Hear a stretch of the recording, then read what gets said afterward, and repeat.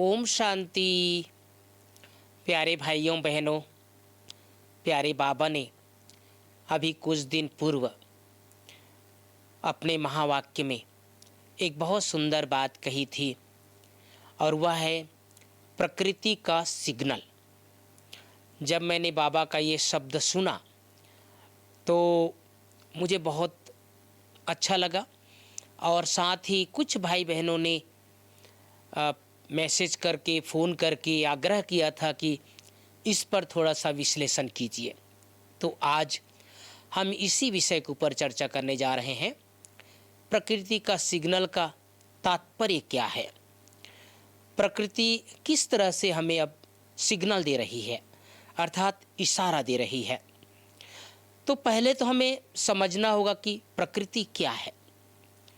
प्यारे भाइयों बहनों, प्यारे बाबा ने हम सबको अनेक बार बताया है कि सृष्टि जगत में, इस पूरे तीनों लोकों में, तीनों कालों में केवल तीन चीज है जो अविनाशी सत्ता है, और वह है आत्मा, हम सबके शरीर को जो चलाने वाली शक्ति है, सोल।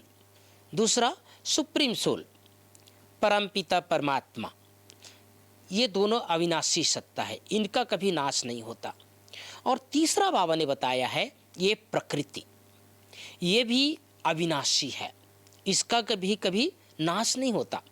इसका रूपांतरण होता है, परिवर्तन होता है, लेकिन नाश नहीं होता।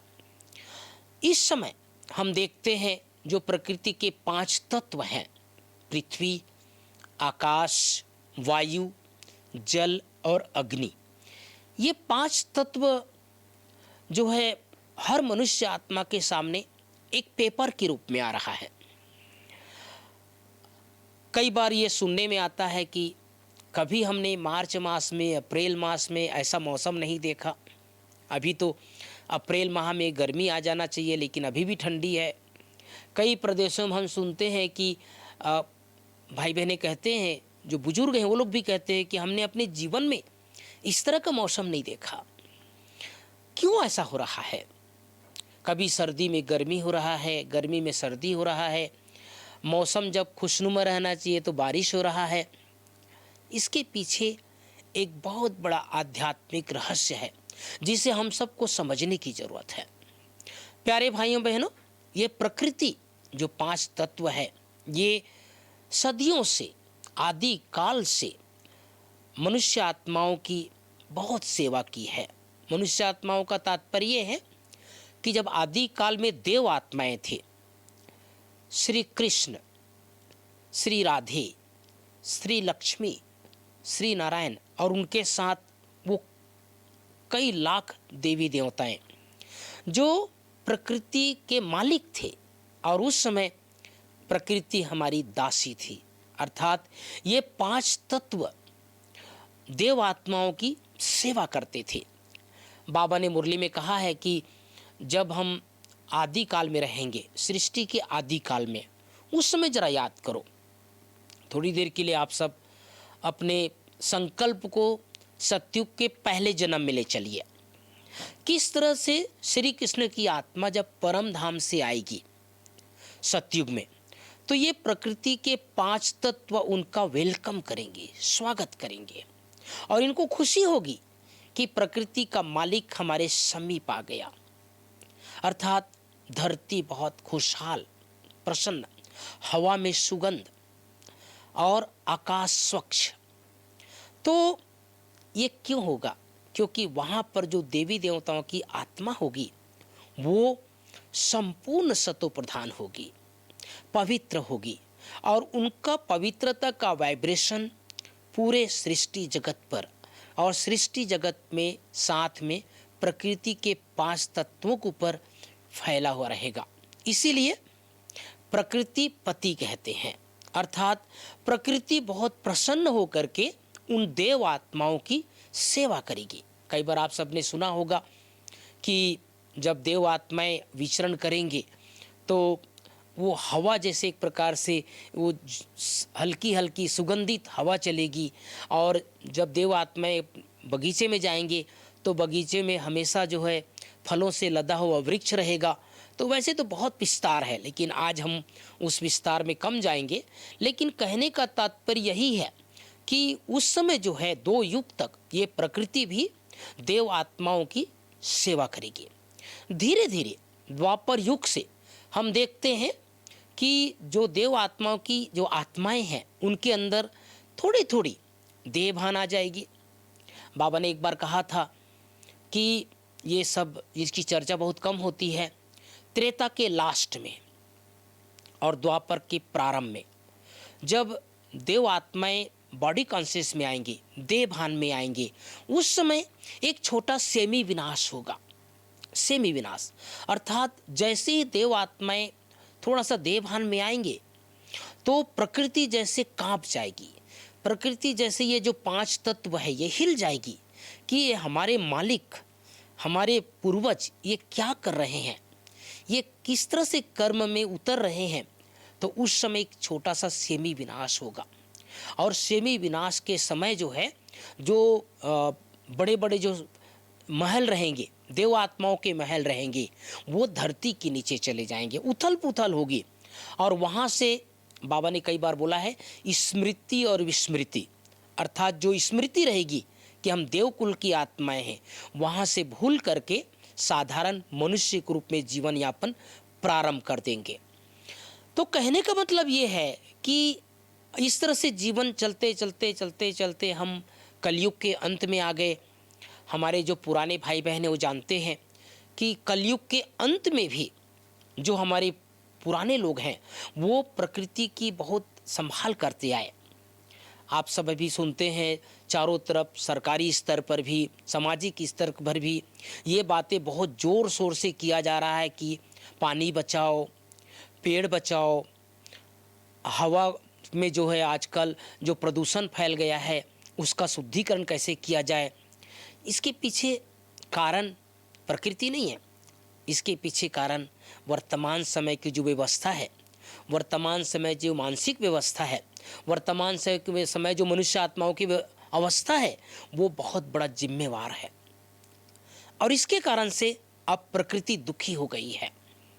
मुझे याद है हम बचपन में ही अपने बड़े लोगों को देखा करते थे, उठते ही वो धरती का प्रणाम करते थे और धरती का पांव छू करके अपना जीवन का प्रारंभ करते थे, रोज की दिनचर्या का प्रारंभ करते थे। और न सिर्फ खुद करते थे बल्कि बच्चों को भी सिखाया करते थे, ये धरती माँ है, ये हमें रक्षा करती है, ये हमारे संभाल करती है, ये हमको स्थान दिया है, इसलिए धरती को माँ की संज्ञा दी गई है। इसी तरह से हम सब देखते थे कि हमेशा जो है देवी देवताओं के सामने पानी अर्पण करते समय, जल अर्पण करते समय न सिर्फ अपने कल्याण की भावना रखते हैं बल्कि सबकी कल्याण हो ये भी भावना रखते हैं। तो पानी का भी इतना हमने देखा कभी इतना दुरुपयोग नहीं करते थे। साथ साथ आप देखेंगे कि लोगों के अंदर ये चेतना थी कि जो पेड़ पौधे हैं उनकी सुरक्षा कैसे की जाए, उसकी पूजा कैसे किया जाए। हमने बचपन से हमारे पूरे भारत में जो हमारे पूर्वज लोग जानते हैं कि पेड़ों की भी पूजा करने वाले ये हमारा देश है।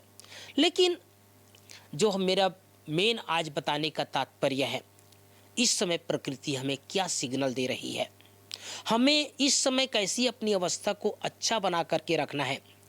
बाबा का एक सुंदर महावाक्य मुझे याद रहता है सदैव। एक बार प्यारे बाबा ने कहा था कि ये प्रकृति के जो 5 तत्व हैं ये वतन में जाते हैं, बाप दादा के पास जाते हैं और बाबा को कहते हैं बाबा हम बहुत दुखी हो गए हैं, कुछ इशारा करो, आप आज्ञा दो, अब हम अपना काम शुरू करें। तो बाबा कहते हैं कि बच्चे अभी रुको, मेरे बच्चे अभी तैयार नहीं हुए हैं। अर्थात ये सिग्नल है, जिस दिन परमात्मा का, इस सृष्टि जगत की रचयिता का, उस रचना के को सिग्नल मिल जाएगा तो वो क्या हमारे साथ करेगी इसकी कल्पना भी नहीं की जा सकती। हमने अनेक उदाहरण देखे हैं। आप सब कुछ वर्ष पूर्व की घटना देखे होंगे जब केदारनाथ में बहुत बड़ा तूफान आया था, बहुत बड़ा एक जल प्रलय हुआ था, ऊपर से पानी का एक तेज बहाव आया था और उस समय जो यात्रीगण थे किस तरह से उस परिस्थिति से गुजरना पड़ा उसकी सिर्फ हम कल्पना ही कर सकते हैं। तो आखिर हमारा ये शरीर है, ये भी तो प्रकृति से बना हुआ है और इससे पूरा हमारा जुड़ाव है। हम सबको अब दो अच्छे कार्य करने हैं। अब पहला, रोज ये प्रकृति के 5 तत्वों की सेवा करनी है। ये किसी को नहीं आता है, केवल बाबा ने हम बच्चों को सिखाया है। उठते ही, आँख खुलते ही बाबा को गुड मॉर्निंग करने के बाद ये प्रकृति के 5 तत्वों को सुंदर वाइब्रेशन दे। बाबा से किरणें ले और वो किरणें लेकर के जैसे पूरे सृष्टि जगत पर फैल रहा है, ये धरती पर वाइब्रेशन फैल रहा है, हवा में फैल रहा है, अग्नि में फैल रहा है। अग्नि अर्थात ये नहीं कि अग्नि जल रहा है उसी को अग्नि, ये उष्मा, ये जो सृष्टि जगत पर जो एक तापमान है, ये अग्नि का रूप है। इसे हमें वाइब्रेशन देना है। क्यों करना है सब भी? क्योंकि ये जन्मों से हमारी सेवादार है, हमारी सेवा करते आ रहे हैं। कभी भी इसने हमारे से कुछ मांगा नहीं। आज देखो, सतयुग से लेकर कलयुग के अंत तक प्रकृति ने हमारी क्या क्या सेवा नहीं की है। जो हम अन्न खा रहे हैं, जो हम जल पी रहे हैं, हम जो फल खा रहे हैं, हम जो आज जो भी हम कपड़ा भी पहन रहे हैं, ये सब कहाँ से मिला है? ये प्रकृति ने दिया है। हर चीज़ प्रकृति ने दिया है, लेकिन कभी उसने अपेक्षा नहीं रखा। बल्कि ये विडंबना है कि मनुष्य ने प्रकृति का दुरुपयोग ही किया है। अभी अभी कुछ दिन पहले बाबा ने कहा था कि ये बॉम्बे जो है एक गांव था, ये समुद्र को सूखा सूखा करके लोगों ने बड़े बड़े बिल्डिंग बनाया है, बड़े बड़े महल बनाया है। तो एक छोटा सा रहस्य मैं आप सबको बता देना चाहता हूँ। जो भी प्रकृति के साथ अन्याय किए हैं या प्रकृति के साथ हमने उसका दुरुपयोग किया है, ये प्रकृति भी मनुष्य आत्माओं के साथ बदला लेगी, ये अपना स्थान लेगी। ये जो हमने उसका स्थान हमने लिया है, वो स्थान वापस अपना लेगी। दुनिया में भी नियम है। जैसे मान लो किसी व्यक्ति ने आपसे कुछ लिया है, तो आप अपेक्षा रखते हैं ना कि इसने लिया है तो मुझे वापस करे, बल्कि ब्याज सहित वापस करे। और अगर जब तक नहीं देता है तब तक हम उसके पीछे पड़े रहते हैं। आपने मेरा फलाना चीज़ लिया है, आपने मेरे से पैसा लिया है, आपने अभी तक वापस नहीं किया है। तो ये प्रकृति हमसे लिया है, प्रकृति से हमने लिया है। मान लो कोई नदी के किनारे नदी को सुखा करके मकान बनाया है, वो प्रकृति को पता है, भले वो बोल नहीं रहे हैं, भले वो हमसे मांग नहीं रहे हैं, लेकिन वो समय पर, ये सिग्नल है, ऐसा समय आएगा कि वो सब कुछ अपना वापस ले लेगा। इसलिए बाबा कहते हैं हम सबको अब इस प्रकृति के 5 तत्वों की सेवा करना है। भाई बहनों, प्रकृति का जो अंतिम दृश्य होगा उसके बारे में तो आज मनुष्य आत्माओं को कल्पना भी नहीं है। वो क्या कर सकता है, इसके सामने किसी का वश नहीं चलेगा। न किसी वैज्ञानिक का वश चलेगा, न मनुष्य आत्माओं का वश चलेगा। जब उसका चलेगा तो किसी का नहीं चलेगा। तूफान आएंगे, भूकंप आएंगे। आप सबने देखा होगा सन 2000 के आसपास बहुत ज़बरदस्त भूकंप आया था गुजरात में, कच्छ भुज में। कितना बड़ा जन धन का हानि हुआ था, किसी का वश नहीं चला।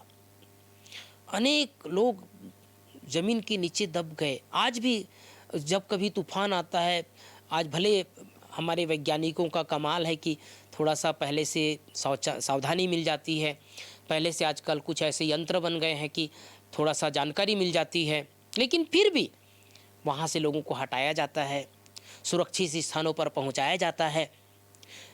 लेकिन इसकी क्या गारंटी है कि जहाँ तक आपने पहुँचाया वहाँ तक नहीं आएगा? वहाँ तक भी आ सकता है।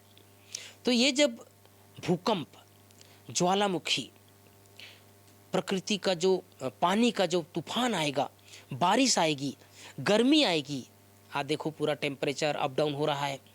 तो ये सब के पीछे बाबा ने कहा है ये प्रकृति आपको सिग्नल दे रही है, इशारा कर रही है। विनाश के पहले हम सबको 2 महत्वपूर्ण काम करना है। पहला काम, क्योंकि प्रकृति से हमारा ये शरीर जुड़ा हुआ है, आजकल अनेक प्रकार की बीमारियां हो रही है, ये भी प्रकृति का सिग्नल है। जो आज कुछ दिन पहले, कुछ वर्ष पूर्व हम सब कोरोना के समय को देखा, सब कुछ फेल हो गया था ना। सब कुछ अस्त व्यस्त हो गया था। जो जहाँ थे वहीं रुक गए। ट्रेनें बंद हो गई, बस बंद हो गई, गाड़ियाँ बंद हो गई, मेडिकल स्टाफ वाले सब कई जगह हाथ उठा दिया। इसके पीछे इशारा है, ये प्रकृति का इशारा है। तो दो महत्वपूर्ण काम। पहला, रोज अपने शरीर को 5 मिनट वाइब्रेशन दें। बाबा की किरणें आ रही है आत्मा में, ऊपर से शक्ति आ रही है और पूरे शरीर में फैल रहा है, पूरे शरीर में। और ये संकल्प करो, मान लो किसी को मन अच्छा नहीं है तो कभी भी मत कहो ये मन मेरा अच्छा नहीं है, बल्कि मैं बहुत स्वस्थ मन का मालिक हूँ, मेरा मन बहुत अच्छा है। अच्छा सोचने की आदत। दूसरा, मैं बीमार हूँ नहीं कहना है। मान लो आपको कोई शारीरिक बीमारी है, शारीरिक तकलीफ है, तो बार बार उसका रिपीट ना करें, बल्कि ये कहें कि मेरा शरीर अच्छा है, मेरा स्वास्थ्य अच्छा है। तो आपके संकल्प का प्रभाव आपकी ये शरीर रूपी प्रकृति के ऊपर पड़ेगा और ज़रूर पड़ेगा। तो ये काम करना है। और दूसरा, मैं छोटा सा आप लोगों को एक अभ्यास करके बता देता हूँ। जैसे सुबह शाम 5-5 मिनट किस तरह से अभ्यास करना है। संकल्प कर लो, एक जगह बैठ जाओ। योग में बैठे बैठे भी कर सकते हैं, आप एकांत में भी कर सकते हैं, छत में भी कर सकते हैं, जब भी आप सोने जा रहे हैं उस समय भी कर सकते हैं। 5 मिनट करें। ऊपर से प्यारे बाबा से स्पिरिचुअल पावर, आध्यात्मिक पावर मुझ आत्मा में आ रही है और मुझ आत्मा के द्वारा पूरे इस ब्रह्मांड में, इस प्रकृति के 5 तत्व में, पृथ्वी में, आकाश में, वायु में, जल में, अग्नि में, ये स्पिरिचुअल तरंग, आध्यात्मिक शक्ति, परमात्मा शक्ति पूरा फैल रहा है, चारों तरफ फैल रहा है। जहाँ तक ये सृष्टि जगत है वहाँ तक फैल रहा है। जहाँ पानी है, सागर है, नदियाँ हैं, तालाब है, कुआं है, सब जगह फैल रहा है।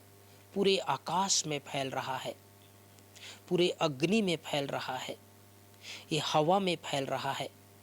ये छोटा छोटा अभ्यास, इससे क्या होगा, लास्ट समय जब हम प्रकृति की सेवा किए रहेंगे तो ये प्रकृति हमारी ऋणी बन जाएगा, ये प्रकृति हमारे सुरक्षा कवच बन जाएगा, हमारी सुरक्षा करेगा। बाबा ने एक बार कहा था कि बच्चे, अंत काल में जिसकी स्थिति बहुत अच्छी रहेगी वो सुरक्षित स्थान पर पहुंच जाएंगे।